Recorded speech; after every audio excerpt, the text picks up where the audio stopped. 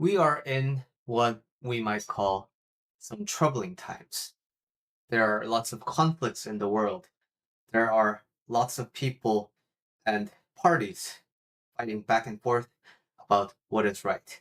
There are lots of wars happening, murders, physical violence, verbal violence. These are just more pronounced lately because of the world events at large.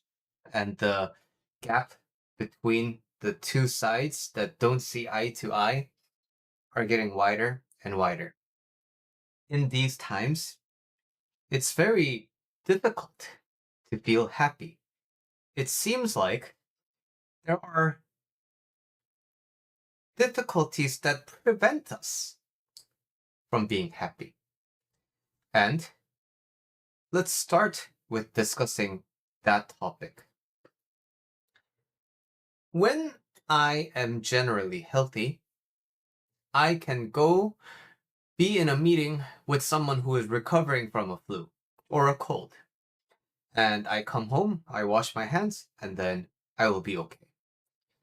But if I am immunocompromised, the simple cold can end up killing me. So, my physical health tends to depend on my immune system's strength. And now, if I am healthy, that means I am able to be healthy even if there are agents that attack my immune system. I am stronger than that. My immune system is stronger than the power of the germs and viruses. But if I am weak,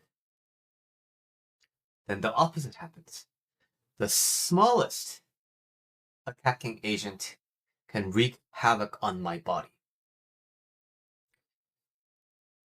This is in terms of biology, but it works physiologically too. If I am muscular and if I have great strength, then a simple trip is not enough to significantly hurt my body. But if I am old and frail, or if I am young and I am not fully grown yet, one bad trip can really hurt me. Now, what if we take this to the spiritual realm?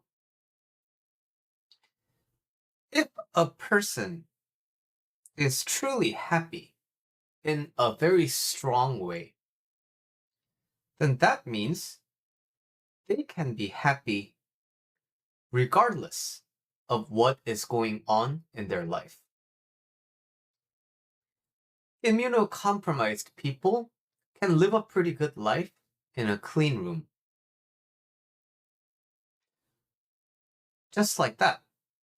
Even though our happiness may be dependent on a lot of conditions, as long as those conditions are met, we can be happy. But the problem is, life doesn't really owe it to you or guarantee you that you will be able to stay in your mental clean room. Things will always change with the passage of time. So, depending on our aptitude for happiness, we will encounter different stimuli. So, for example, if I am severely traumatized and I am still in the midst of being traumatized, even the smallest triggers that remind me of my injury will incapacitate me for days. But if I am somewhat reasonably healthy mentally, I can re-encounter my stimulus, but I can recover in a few minutes or a day. If I am very mentally healthy, then I don't get triggered a lot. And if I am perfectly happy, then I do not suffer at all, regardless of what happens to me or regardless of what happens in the world. So, With this, we come to an understanding that right now, if all these international and domestic and local conflicts and events that produce casualties and victims, if these things are causing me suffering, then that means I don't have a strong sense of happiness within me. Basically, the happiness immune system, my resiliency, something is weak about it. Therefore, I really want to be happy, but I can't because the conditions for my happiness are not met. Or rather, my conditions for happiness have been breached by real world events or my internal state of mind. So, is this suffering inevitable? Is it the only possibility allowed for us in this state of the world? Do we have no choice but to suffer? If that is the case, then we are forever prohibited from being happy because the conditions of our happiness has been broken and it'll stay broken. Why? Because this thing already happened in the world. But is real life actually like that? Are we forever prevented from the experience of happiness? We find that although generally our life can be in suffering, there are glimpses and small moments of tranquility and happiness. So it seems that it is not specifically prohibited from us, but it's hard. Then let's talk a little bit now about why it's hard.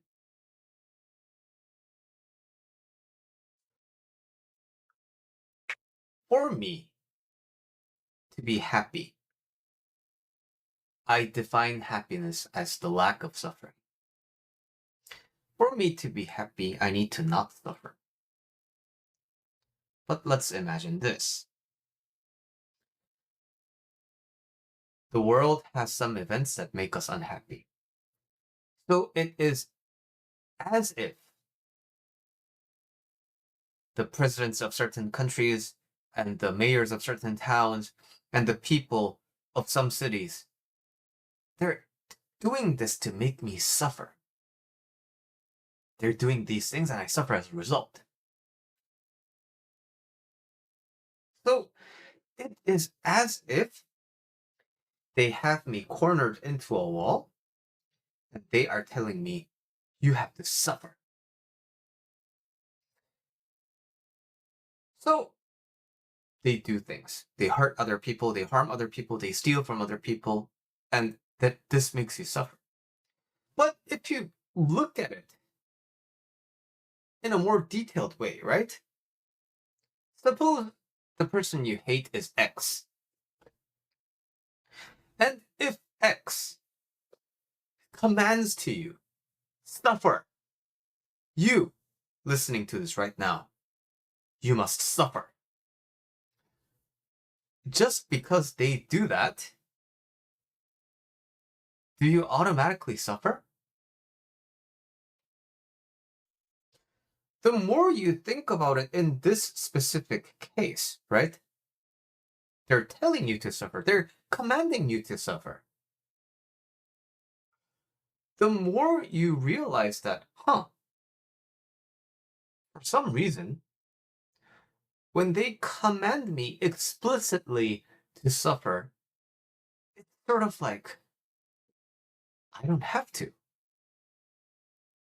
And they don't really have the power to enter my internal state and push some buttons, fire some neurons that will make me suffer. So if they are not in charge of my suffering, who is? And the more you think about this, the more you will ultimately come to see that you tend to be the person who is responsible for your suffering. Because if person X was a true reason to suffer, then you would have suffered regardless of whether you knew X's existence or not. Because X is an inherent, truthful reason to suffer. Therefore, as long as you were coexisting on this earth with X, you needed to suffer. But it's less about that, right? And the more analytical thinking you do about the root of your suffering, the more you will find that it has less to do with external players outside of the world, your inner world, but it has more to do with your inner world.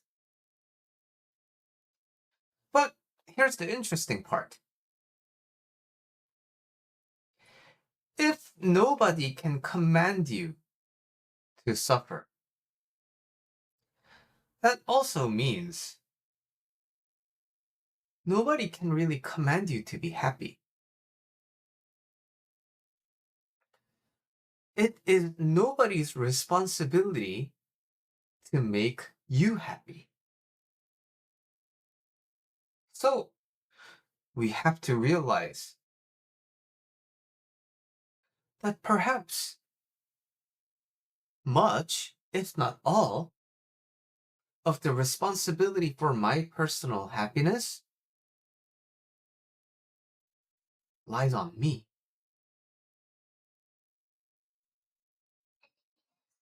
And what is the follow-up from this? Okay, so I learned that because, I need to do some things to find my happiness. Because turns out it's inside of me. With this knowledge, you will exercise your freedom in the world to take action on finding your happiness. And you will do a lot of things. Maybe you will take spin classes. Maybe you will try ballet. Maybe you will try opening up your business. Maybe you will try baking. Maybe you will quit your job. Maybe you will travel the world. You will do a lot of things that make you happy. And you have the freedom to do that. But what happens when the activities that you do in pursuit of your happiness harms other people?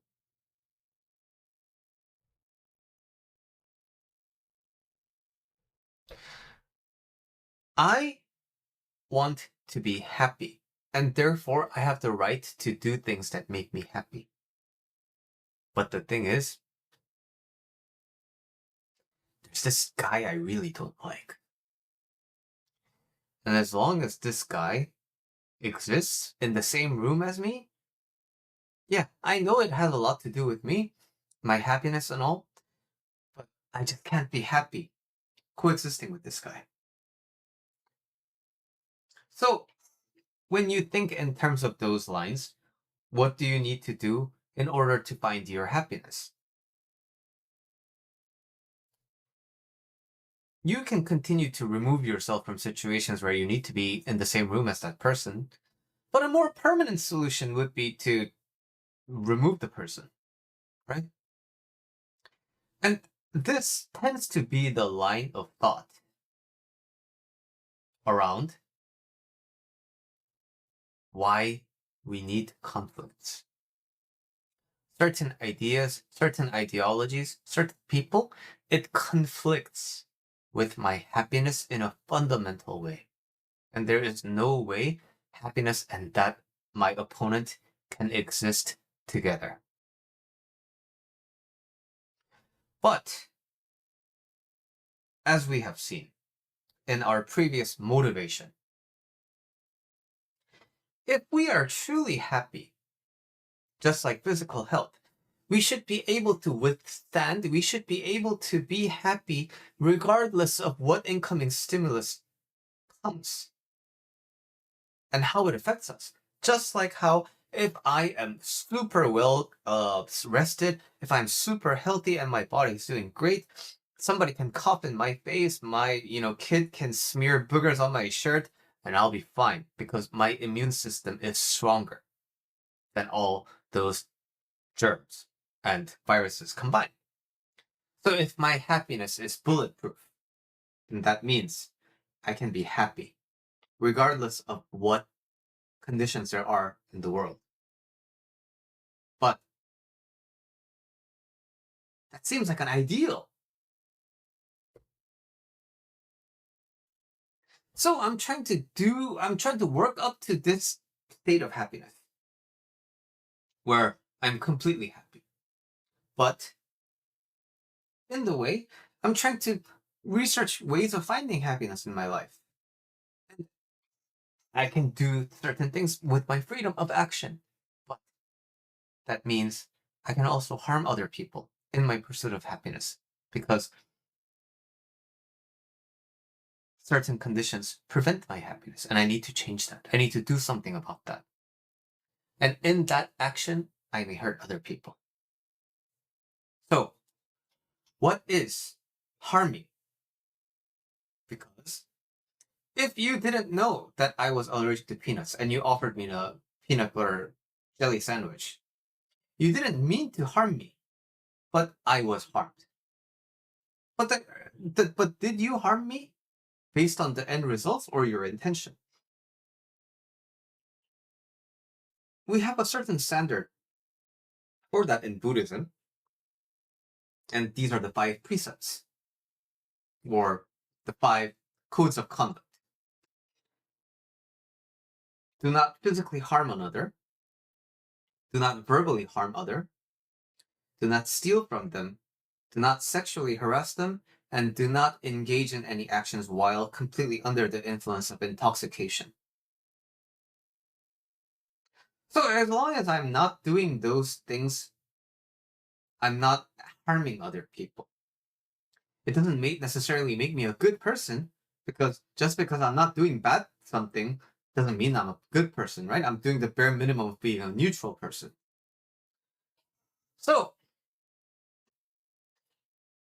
I may harm another person with my peanut butter jelly sandwich, but it's not my intention to do so. So it didn't produce the results that I wanted, feeding another person in a healthy way. So that's something I need to take account for next time.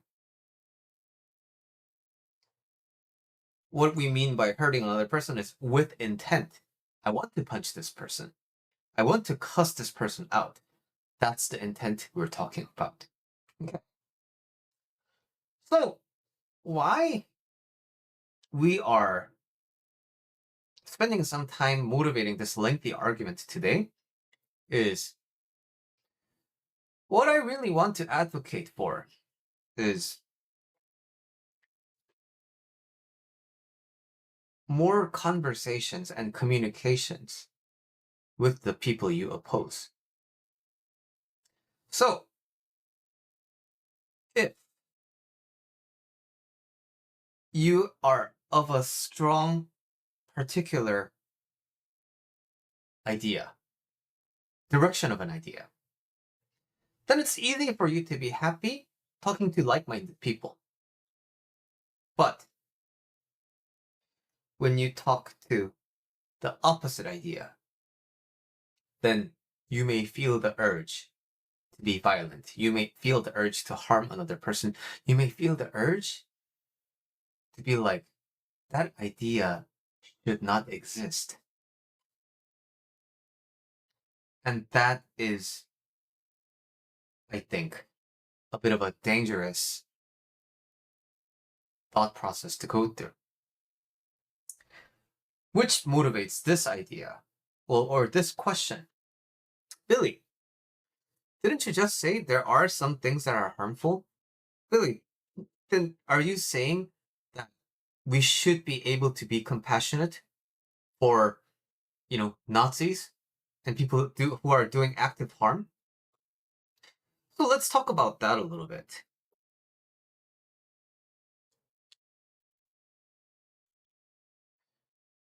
If our happiness depends on the eradication of a certain idea, or it depends on the eradication of a certain group of people, we're playing the same game as the people we are fighting against. That's the nature of a fight. A fight can only go on when two parties are fighting each other at the same time. So, I fight to stop certain groups of people from existing or from engaging in their life. And that is my justice, and that is my way of being happy. So I am privileged to that. I have a right to be happy. While that makes sense on an individual scale, we have to understand that that is exactly what is going on in the current world. It's all these groups of people with different interests, and they are in pursuit of their happiness by suppressing others that are in conflict of that interest. So that means, if that is truly the way to be happy, that means the current world has to be a happy place. But it's not. How you are experiencing the world right now is already proof that resolution via suppression, resolution via violence, resolution by power and oppression is not the answer. Then, does it mean I have to love people regardless of what they do? In order to dive a little bit into that topic, we have to understand one thought pattern that emerges in the human mind called black and white thinking. Generalization and categorization, pattern recognition. These are great qualities of the human mind. It enables to do a lot of complex and complicated things.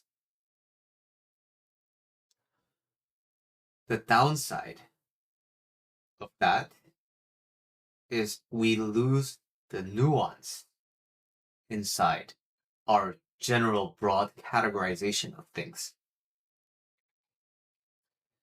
I may be a conservative person, but when I said that, you automatically place me in a general bucket of conservatism, regardless of what that word means to you. You have a bucket. But the thing is, what if I was conservative on the Korean side of history instead of American? What if I am conservative in terms of Buddhism and not American politics? Then we realize, oh, wait, this guy's talking about something different, right? And what if I say I'm conservative, but I just really don't know what I mean but when I say that? Because guess what? Unfortunately, we can have very strong statements about things that we are not sure about. So, when somebody believes Asian people like me shouldn't exist in America, there are degrees in that idea.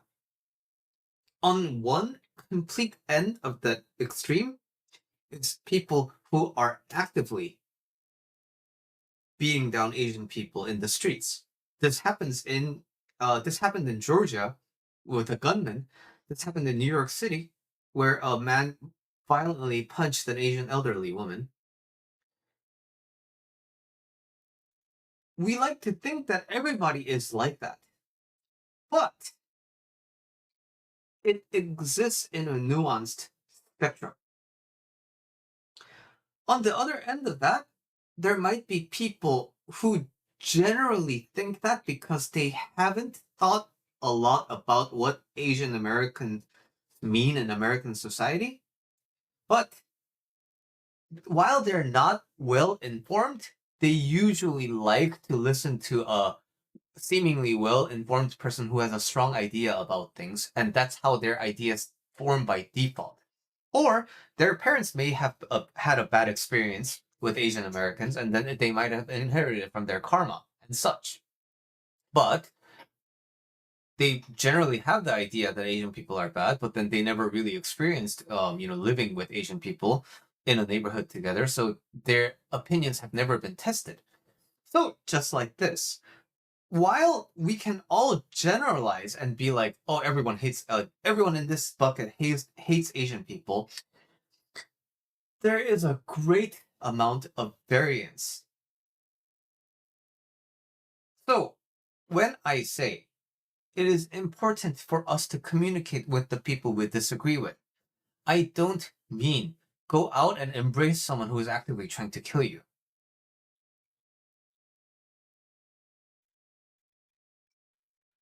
What we have to understand is, in the extreme end, there are people whose minds have been so rigidly formed that it will realistically, while possible, it will realistically be practically impossible for us to change their perspectives into seeing from my perspective. But if that's the small minority, that means there are a large group of people who we can have a more level-headed discussion with.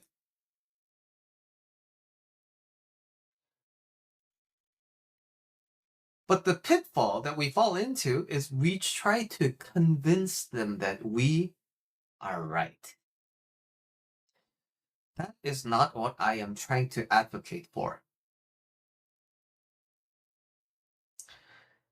Misunderstandings usually tend to be the starting point of conflicts. When two people reconcile with tears and genuine understanding, we've seen this multiple times in history, personal history, movies, and so on.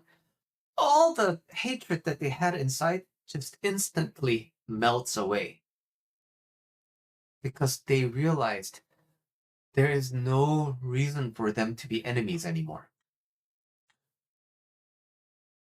because they came to a point of understanding. Yes, we are at odds with ideas, but I get why you would think that. I get why you would do that. Because had I been in your shoes, I get it now. I would have done the same thing. When we can get to that level of empathy and understanding and compassion for people we don't see eye to eye with, that's when we can be happy. Why? Because now our happiness doesn't depend on changing their viewpoint. I absolved myself of my own hatred, but I did nothing to change this person. This power is a very strong power that I don't think a lot of people are taking advantage of in their lives. The side effect of this tends to be other people seeing from your perspective as well. But that cannot be the goal. The goal is not to change other people's minds. The goal is to rid yourself of your own suffering by engaging with others in a conflicted point of view. You are conflicted with this other person because you don't understand them. You think you see eye to eye, but you don't. In your mind, there's something that tells you, but I'm still right and they're wrong. And if only one person can be right, how can we not have a conflict? So my invitation to you is, we need to be able to drop that. Only one person can win. Only one idea can prevail. Because that idea is the root of all conflict. Being truly happy, being truly peaceful means, regardless of what other people do, I'm going to be peaceful. I'm going to be happy. They can yell at me, but guess what? I understand why they might yell at me. I've yelled before in my life. And when I remember my state of mind when I was yelling, I felt miserable. I felt misunderstood. I felt unwitnessed. I get that. I may not know the reason why they're feeling that way, but I know that feeling all too well. And there is something I can do to bridge that gap. There is something I can do to help this person who is suffering. And when we think of blood transfusion, is the healthy person the person who is receiving the blood, or is the healthy person giving the blood? Happy people tend to be more understanding because they don't need to be understood.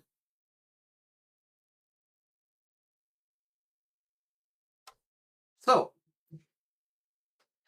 the more you see with people eye to eye, the more it will reduce your suffering. But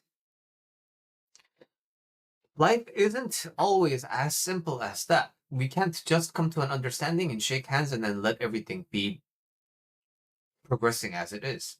There are people whose humanitarian aids have been blocked off in not just one part of the world, the Gaza is one example, but there are other countries with civil wars. There are other countries with breaking infrastructure. There are other countries with domestic disputes and human rights violations. And it has been this way for a really long time. So in order for the world to change, we need to invite a certain amount of action and change into this world. And while we have to be the ones who initiate that change, and communicating with the people we oppose is one of them, a very powerful one, I might add. We need to also be inviting. We don't force them, we don't demand them, but we invite them to make some changes into how they are living, how they are conducting the things that they might be doing.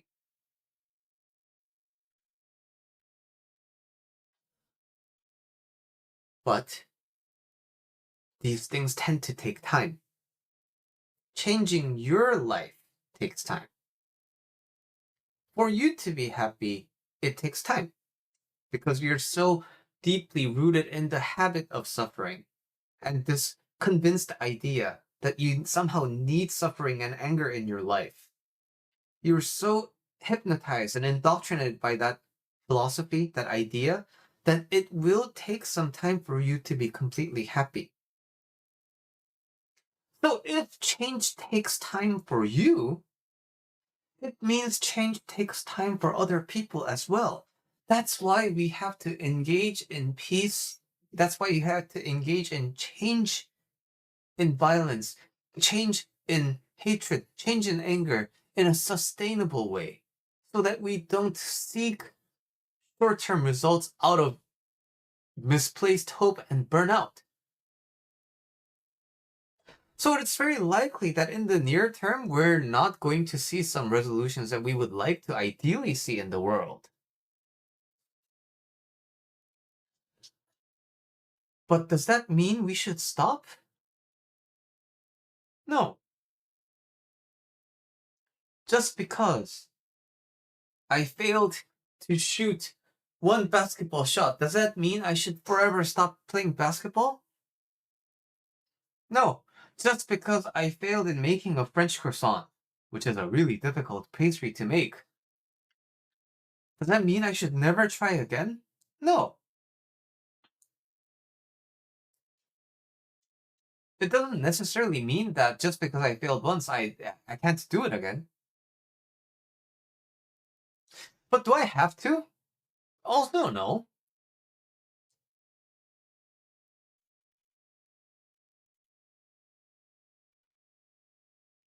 Then why should I do it?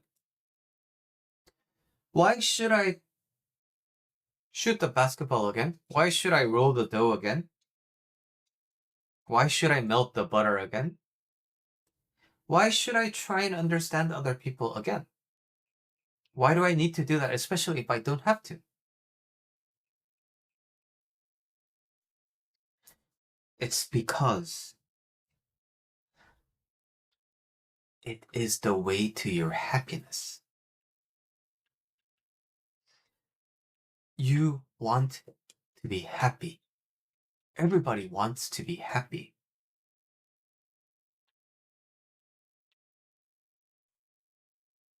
But happiness, we suffer from a misunderstanding of what it means to be happy. So therefore, we make a lot of errors in our attempts to be happy.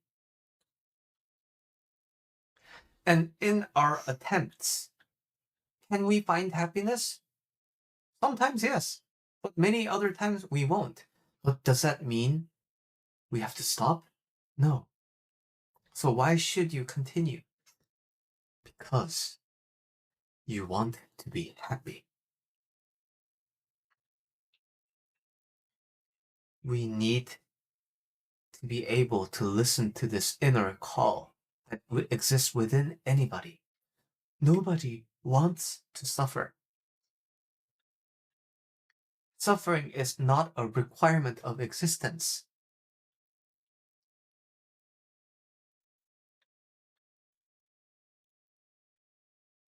And that means